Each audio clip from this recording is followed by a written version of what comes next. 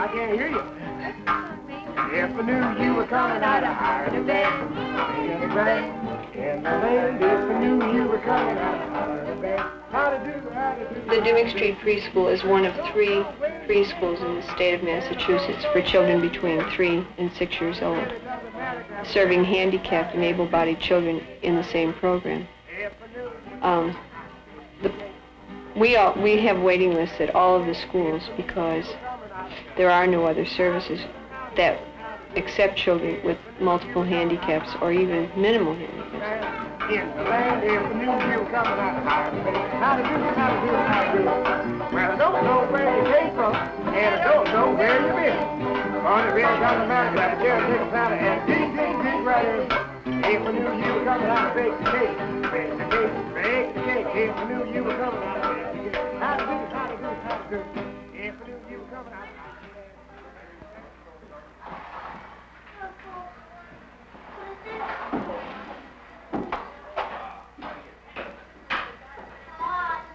One of the things that we really want to have happen is that adults and children have a life together at the same kind of intensity, that it's not one separate thing for children and a separate thing for adults.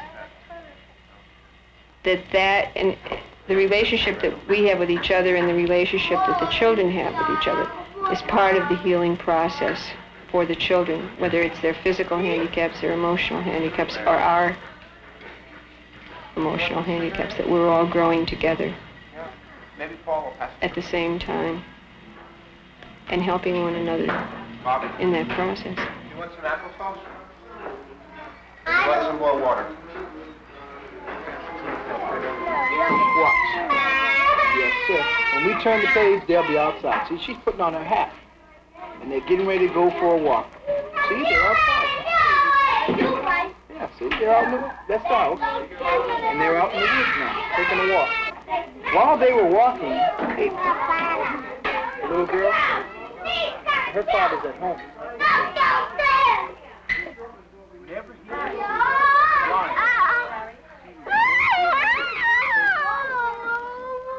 You can make it here. Take it. Hide and go see what the children.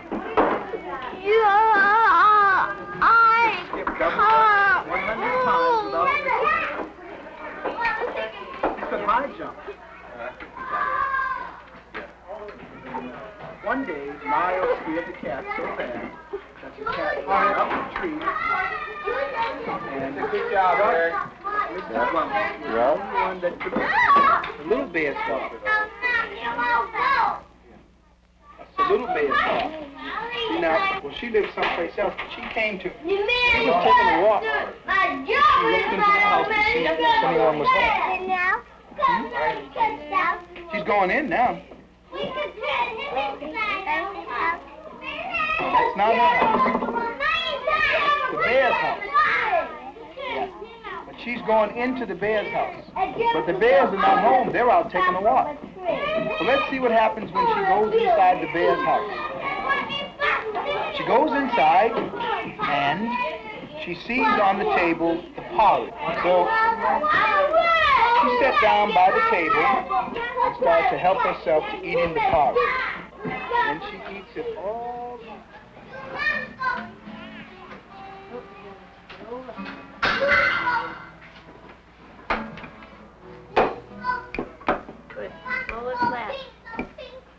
It's hard enough for him to hold on to the rolling pin, let alone to get it to go back and forth at will, because his body is always moving involuntarily, and it's very hard for him to superimpose control over these involuntary movements, whereas for normal children and adults, all of this happens so smoothly we don't even think about it consciously.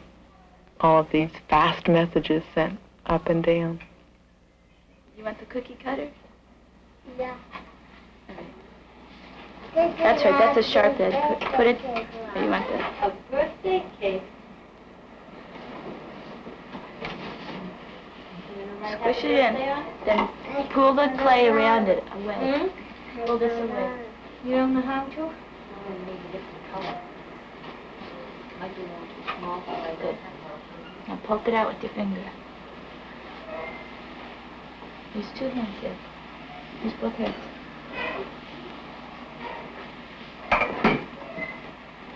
And just put it down and poke it out. Here it comes. Ah, there it is. Good. Put it over here. You got another one. They look good. And after you cook your pizza, Eric can cook his cookies in it. It's not exactly a pizza pan. It's the best we've got. Well, I'm keeping my pizza inside of this pan. All right. What? Well, it's a little mushy. Sticky. Yeah. You want to add a little flour? Yeah. I'm taking the bin and this will come. Uh-oh. What color is it? Red. Here. I put it on. Your mind's been on a train. You can get it. Don't want it to Let's go, Walter. You make it as high range as you can. You can get it if you really want. Your high range You you need can to get it if you really want. Try. get a ladder. What? Roll it. Roll it in. See what happens. You have like trips for the kids to go on every day or a lot. Oh, you're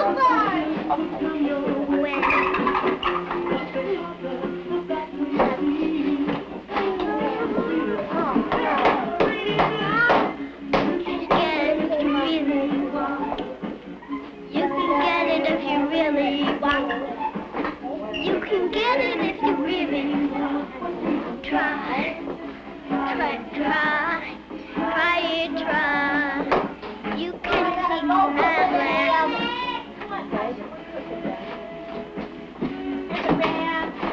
I gotta put this in the oven. I'm gonna put the monkey. You can get it if you really want. You can get it if you really want. You can get it if you really want. Try it. You can see that laugh. No, it isn't. You want a pan, Josh? There's some clay? Here, come on over here. I'll take the pin, I guess. Okay. When is the play gonna start? Right now. Is there anybody else who's coming to the play? No. Charlie, my mother. Come on over now if you're coming. Ladies and gentlemen, I would like to introduce myself. My name is Jack Mullane. My assistant, Pamela Williams, with the microphone right here. And we would like to welcome you to the Poppycock Show. Okay. The first question is, what color is George Washington's white horse? Black. Someone on this team have an answer? Black. No, I'm sorry, that's not the right answer. Let's ask this team. What color is George Washington's white horse? White. Who said that? White. All right, that's one for this team. Come right over here. please. Right over here. Okay? Could somebody over here hold up one finger, please, so we'll know we got one answer right, okay? This question will determine which team wins. Are you ready? Team number one. What are potato pancakes made of? I have one. Does anybody know? I'm free number 3. Potato. Would you say that again? Potato. Would you tell them? Potato. Okay. That's the right answer. There we go. And he's around about the turn now, ladies and gentlemen. He's following that yellow ball. He's almost there. Come on, and it's in, going down to the last stretch. He forgot to kick. Come on, barely make it. There he goes, he's neck and neck, he's nose and nose with the yellow ball. And he ran out of food. Get it, Larry!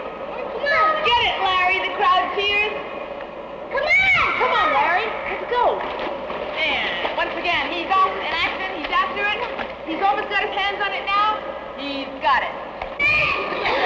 Got it! Oh, got away, it got away.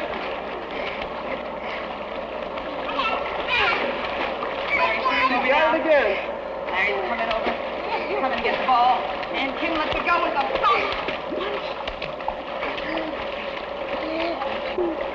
We're on our way out. Stop, catch your breath.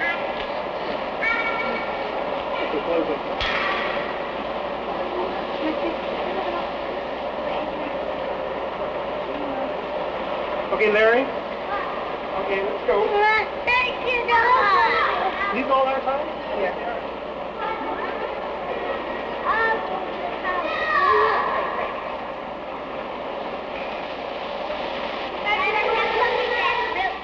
Good, good. Why don't we sit over at that table where the water's at? Kim, let's sit over at this table over here.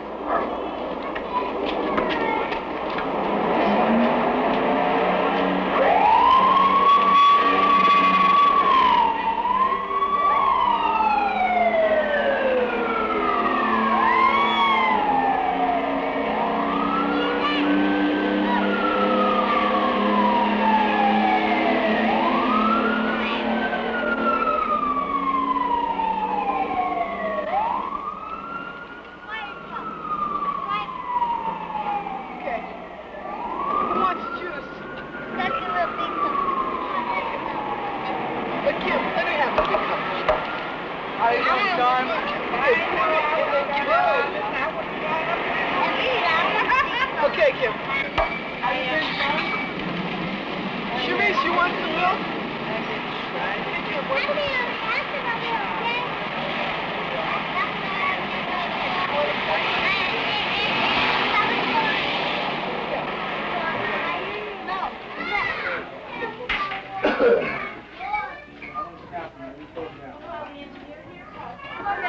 People go to the lunchroom and eat. People go to the bathroom and eliminate. It's a big part of the day.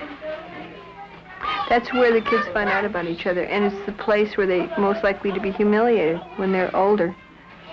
When they're toilet trained, when they get control of that aspect of their lives, they feel more competent in other ways. They feel that they have some kind of autonomy. Bruce, who in most other aspects seems to be able-bodied, in this one particular aspect is obviously very handicapped, and because he was able to have as much control over his bowel movements as he did, because he was able to feel the control with using his bag, he was in a lot better shape to be able to deal with other people, to deal with the school. He was able to develop. Integrating the bathroom and the lunchroom into the school is crucial because the children have to feel a big space of comfort in their life. They have some space, then they can start to experiment and they can just relax. It's a new life for them to have a group that's not just their home, to be kind of with strangers and have friends and just be free. Bruce is able-bodied, and his handicap comes into play in how threatening he is to other people because of the way he goes to the bathroom. And only by being in the same bathroom with him and being used to it will they come to see him as not a handicapped child. Wow.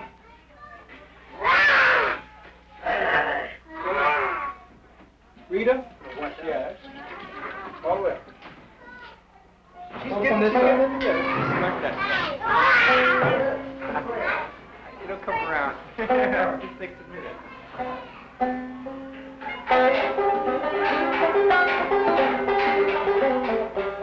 Most therapy can be worked out in a way that is interesting to the child, especially if he or she is brain damaged. So much is mainly stimulation of normal activity and helping to inhibit abnormal movements or to make the right intervention so that it's easier for them to do something.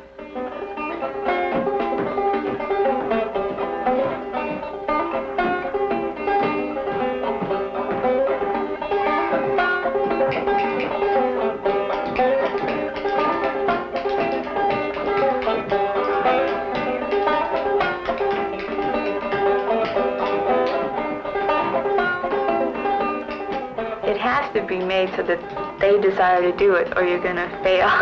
No matter what you do, if you're giving them the best thing in the world with the best intentions, if you can't make it so that the child wants to do it, they're not going to do it.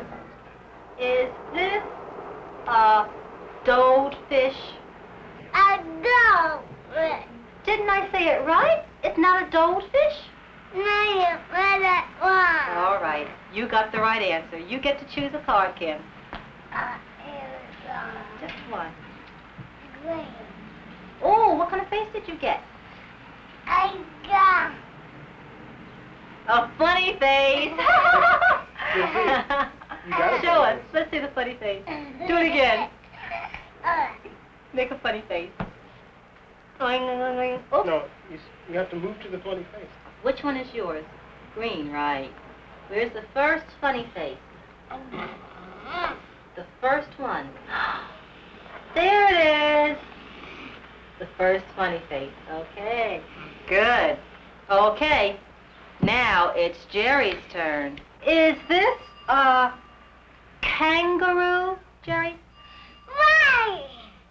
Shh, don't give him the answer. Don't give him the answer. He gets for himself. Did I say it right? Yeah. What did you say again? Is this a kangaroo?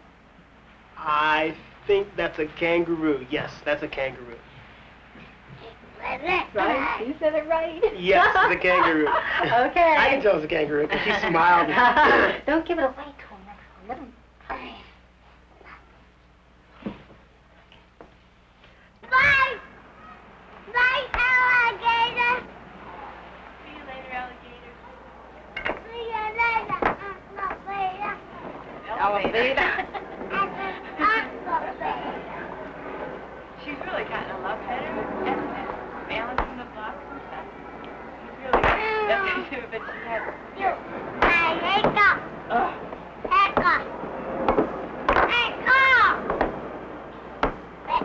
She tries to look at fast though. That's okay. At least she's really interested. There you go. Hey,